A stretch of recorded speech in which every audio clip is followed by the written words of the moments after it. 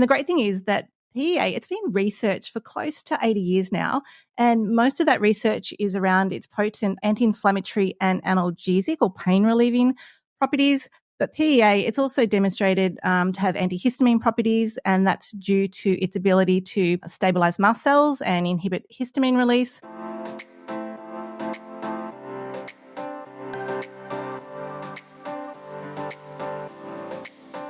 Welcome to the Pet Care Report podcast by Pet Summits. Here's your natural dog healthcare host, Alora Mckinley. Well, g'day guys. Welcome back to another episode. Now, I've got a very special guest today. It is a well-known person in the Australian dog world, and I'm sure most fresh food feeders or those that have an interest in holistic care will have heard of her supplement range that she founded. Narelle Cooke is a clinical naturopath, nutritionist and herbalist based in Sydney, Australia. She is the founder and managing director of CanineCeuticals, a top-tier pet nutritional supplement range. As a lifelong pet owner, Narelle brings first-hand insight into the importance of pet health, inspired her menagerie of French bulldogs, a German shepherd, a Rottweiler, and a Burmese cat. Narelle is passionate about educating pet owners and industry experts on the vital role of nutrition in pet health and behaviour. Welcome to the podcast, Narelle. Hi, Alora. Thank you so much for having me on the show today. Really glad to be here. Lovely. Thank you so much. Now, to kick things off, how did you get into the pet industry, and was there a moment in your life that inspired you to focus on natural health? Yeah, absolutely. And look, I know time's of the essence today with everything we want to talk about. So to keep it really short and sweet, basically I've worked as a research scientist in some form or capacity for most of my life. And one of those jobs was as a regulatory affairs associate. And part of that role was actually to get chemicals registered for use on our food crops. So think of things like herbicides, fungicides, pesticides. And I'm like, this doesn't really align with my core values. So I ended up going back to uni. I studied natural medicine. I've worked as a human naturopath, nutritionist and herbalist for around a decade. But really, it wasn't until one of my own French bulldogs suffered a really severe spinal injury in early 2020, so just as COVID was hitting, that my focus absolutely shifted from supporting human health to animals. And oh my goodness, I have not looked back. Wow, that's so interesting. What an interesting journey you've been on. Now, today you're going to be teaching us or explaining to us a little bit about a supplement that we commonly call P or PEA. And I'm not even going to try and pronounce it because I'll stuff it up. But can you explain what P is and then the role it plays in the endocannabinoid system? Yeah, so just for the listeners, it's like tomato. I say palmitoylethanolamide. But some people, depends where you put the accent, some people will say palmitoylethanolamide, which is why we love acronyms. PEA is what we'll refer to it throughout today for ease. But basically PEA, it's a naturally occurring compound. It's present in all tissues of the body in both humans and animals. Biochemically speaking, it's a fatty acid amine, but honestly, no one really needs to know that. And the great thing is that PEA, it's been researched for close to 80 years now, and most of that research is around its potent anti-inflammatory and analgesic or pain-relieving properties. But PEA, it's also demonstrated to have antihistamine properties, and that's due to its ability to stabilize mast cells and inhibit histamine release. And one of the main reasons that PEA has all of these amazing properties is due to its influence on, as you mentioned, the endocannabinoid system. So to explain that a bit further for our listeners, because the first time I heard endocannabinoid, I'm like, what is that? The endocannabinoid system, think of it like a network of cell receptors, they're found all throughout the body, and they're acting as messengers. So their role is to help maintain what we call homeostasis or balance in the body, just to make sure that everything is running nice and smoothly. And, the endocannabinoid system, it's actually super important because it plays a significant role in so many different health conditions, particularly those related to pain and mood, for example. Wow. So then how does PEA contribute to maintaining homeostasis in pets? So although PEA, it's not strictly an endocannabinoid because it doesn't actually bind to the cannabinoid receptors on cells. So its role within the endocannabinoid system works to actually enhance the activity of actual endocannabinoids. And it does this through what's referred to as the entourage effect. So what this means is that PEA, it's able to inhibit the breakdown of certain endocannabinoids, which increases their levels and activity within the body. So it's in this indirect way that PEA is extending and enhancing like the effects of compounds that do actually reduce pain and inflammation. And these compounds also have the ability to produce anti-inflammatory compounds, which, is absolutely essential when it comes to maintaining homeostasis in the body or, just that stable, healthy internal environment that we want for our pets. And now you mentioned that PEA stabilizes mast cell to prevent histamine release. Can you discuss how this mechanism benefits pets with allergies and then how it compares to maybe like a traditional antihistamine? Yeah, sure. So for those who may not have heard of the term mast cells before, they're a type of immune cell that's responsible for releasing histamine into the bloodstream. And this happens in response to an allergen entering the body. So you might think of things like pollen or mold, commonly it might be a food protein, etc. And what's really interesting that is in humans, most of our mast cells are located in the sinus cavities. So that's why when we're exposed to allergens, we're more likely to experience things like a runny nose, watering eyes, and sneezing. But for our dogs, most of their mast cells are located close to the skin surface. So that's why for them, allergies tend to show up primarily as skin issues. So you might have skin redness, skin lesions, definitely itching. So in terms of how PEA compares to, our more traditional antihistamines, most conventional antihistamines, they work by blocking histamine from binding to histamine receptors. Whereas PEA, it actually stabilizes the mast cells to actually prevent the release of histamine in the first place. So that's how it's working to reduce symptoms. We also know, particularly the first generation antihistamines, they're known to cause drowsiness, whereas PEA doesn't. Unfortunately, PEA, it is a lot slower acting than conventional antihistamines, which, it's the case for most natural substances. But the benefit of PEA for allergy dogs particularly is that it can be used for longer periods of time due to its high safety profile. So really great for chronic conditions. There you go. And now PEA has also shown to reduce itchiness and improve skin conditions in dogs with atopic dermatitis. Could you maybe share a bit more about the research supporting these findings and the observations that people have seen maybe in the dog's quality of life?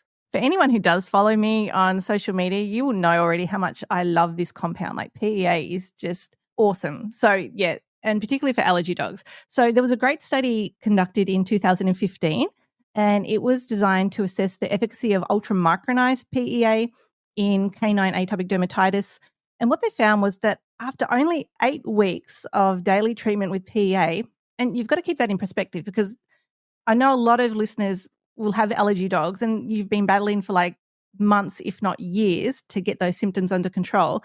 But in just 8 weeks of use, they found that just over half of the dogs had experienced some degree of reduced itching, but a third of the dogs had such significant, like statistically significant reductions in itching that it put them in the absent to very mild itching category. So basically, these dogs are now classified the same as dogs that don't have atopic dermatitis. They also saw reductions in skin lesions in nearly 80% of the dogs, and just over 60% of those dogs reached a value that put them in the remission category. Again, as you referred to, what I absolutely loved about this particular trial is they also saw significant improvements in the quality of life for these dogs as well. And we always have to keep that in mind. It's so important because as pet parents, we know how absolutely heartbreaking it is to see our dogs suffering and in pain, yet feeling completely helpless to do anything about it. It's amazing. It's got so many benefits. And another one that we're going to talk about is like its pain blocking effect. Could you tell us a little bit about how PEA helps with pain and particularly in chronic conditions like osteoarthritis or nerve pain and how it differs a bit from conventional medicine? Yeah, and look, this is area of, the use of PEA that's close to my heart, particularly with my French Bulldog with a spinal injury. So PEA, it manages pain in several ways and, a lot of those are quite complex. So I'm just going to keep things really simple today. So one of the ways that PEA works in terms of pain management is by engaging with several receptors that are involved in pain signaling and inflammation in the body. So, in conditions like osteoarthritis or neuropathic pain, PEA, it helps to reduce the intensity of those pain signals that are being transmitted to the brain. So that's great. It also works to switch off. There's a particular signaling cascade that leads to the production of pro-inflammatory compounds in the body. And by doing that, that's another way that it's decreasing inflammation and pain. PEA has also been shown to increase blood levels of other naturally produced compounds from the same family as PEA, and they've all got really convoluted names, so I'm not going to describe them. But these compounds also have really great anti-inflammatory and analgesic or, pain relieving properties. And what's really interesting is that the research shows that PEA, and I was just looking into this super recently for a customer, but PEA can have greater pain relieving properties than some of the more commonly prescribed pain meds, things like gabapentin, for example, and that's the one I was looking up for a customer. The other thing is that PEA doesn't cause damage or ulceration to the gut lining. We need to be really mindful of that when our dogs or, our pets are on non-steroidal anti-inflammatory drugs. And don't quote me on this, but I'm sure the research shows that even after a week of daily non-steroidal drug use, that there's already obvious damage to the gut lining happening. So that's really scary and something, ideally we want to avoid. That's not to say there's not a role for these medications, but if we can avoid their long-term use, absolutely we want to do that. And when it comes to chronic pain management, PEA also doesn't develop tolerance or, lose effectiveness over time, which we can often see with many different types of pain meds. That's interesting. And just another question. Do you find in your practice that patients will wean off maybe conventional medicine and just go PEA, or do you use it together? Yeah, look, it's a really good question. And it's something I used to do when I was treating humans as a naturopath with pain conditions and on pain medication. And it's the same concept and situation now with dogs. So I can never recommend that someone take their dog or change their dog's medication. I'm not a vet. You need your vet or your GP's input to do anything like that.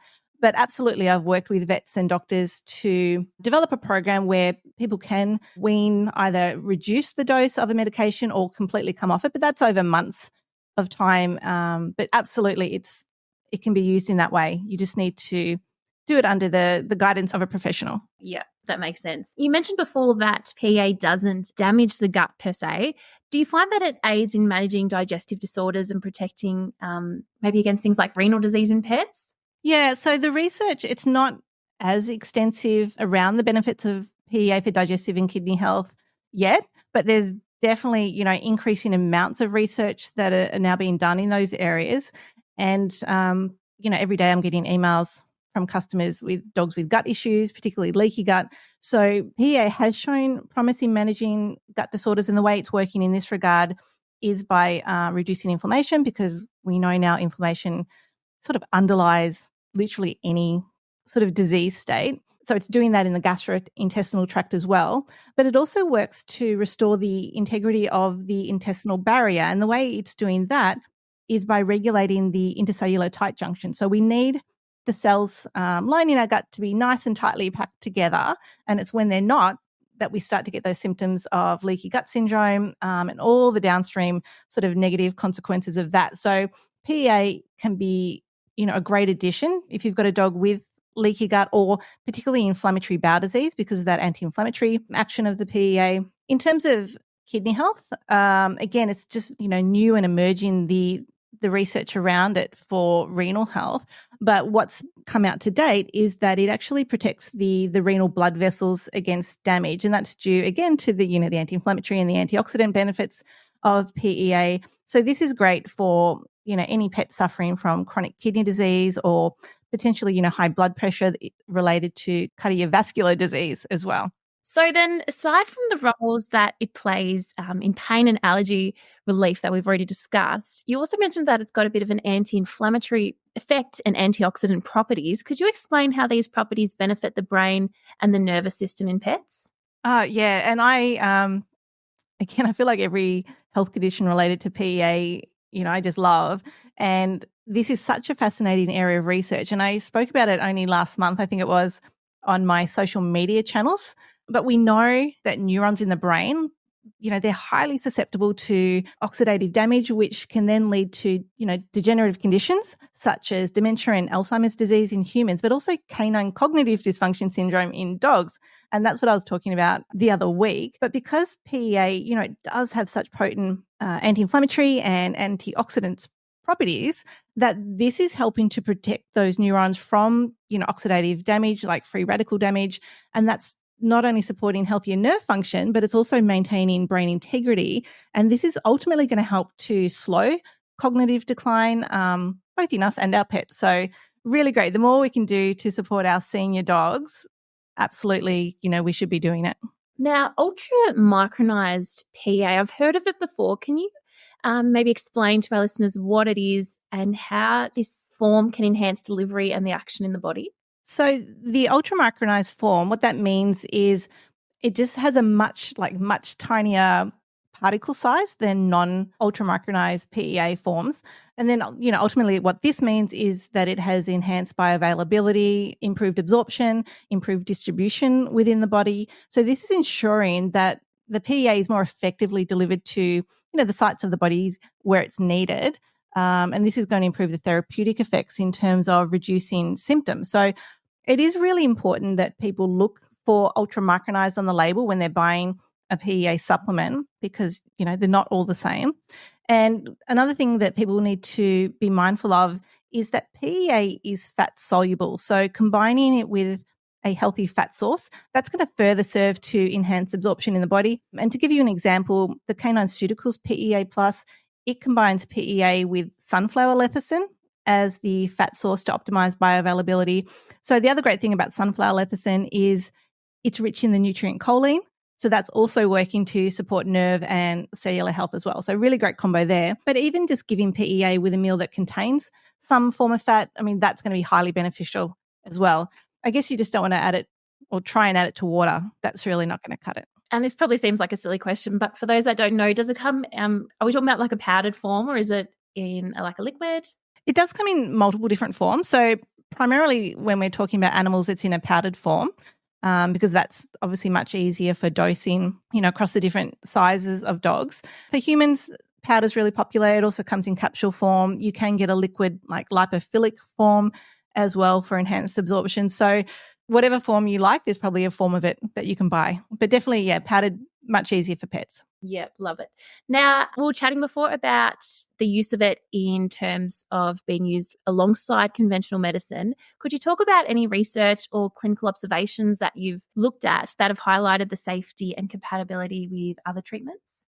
Yeah, another area of PA that I love. It's absolutely noted for its high safety profile and, minimal risk of adverse side effects. Now, we can never say never, but it would absolutely be the exception rather than the rule that, I guess we're talking about pets today, so that a pet would react badly to PEA. And this is supported by, oh my goodness, I don't know how many dozens of different safety and toxicity trials and clinical studies over the decades. And the fact that PEA can be safely used alongside conventional medications without any drug interactions, that makes my life and my role as a clinician just so much easier because so many pets these days are just on multiple drugs, whether it's, Cytopoint or Apoquel for allergies, non-steroidals or other pain meds. I get dogs on heart medication, diabetic medication, like you name it. Dogs are just on so many medications. And it can be challenging, particularly as a herbalist, to be able to prescribe certain compounds that, may have an interaction with these medications. But, the research has shown that the PEA doesn't have any contraindications, I should say, or cautions with prescription meds. The research has also shown that PEA can actually delay the development of tolerance with some pain medication. So this was particularly looked at in relation to morphine in humans, I think the research was. But, this allowed a lower dose of morphine to be given with the same pain relieving effect. So that's huge. If we can give less of a drug and still get the same health benefits from that for our pets, why wouldn't we?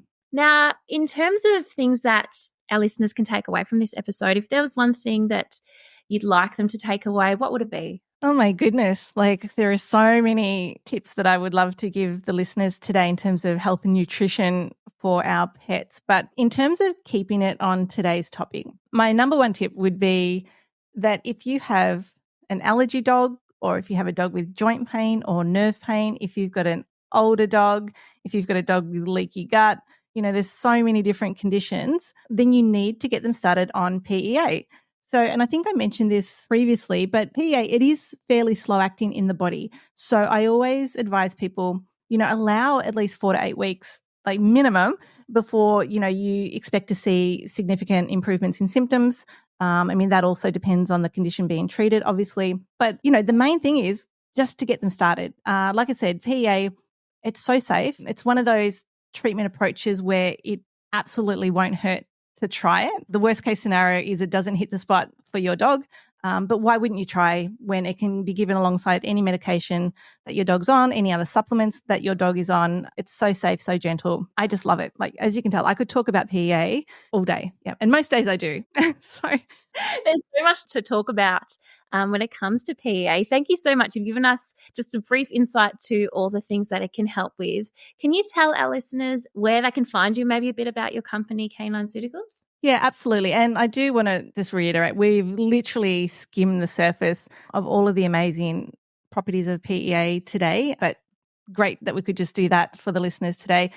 So CanineCeuticals, the website is canineceuticals.com.au. We've got lots of amazing resources on the website, so definitely jump on there. Particularly our guide section is hugely popular. If you've got an allergy dog, we've got a great resource in the allergy guide there. If you've got a cat, I know we're CanineCeuticals, but the majority of our range is safe for cats as well. So we've got a cat dosing guide. Again, you can find that on the resource tab. I have my own podcast, Natural Health for People and Pets. You can find that on most of wherever you stream your podcasts, or on the website as well.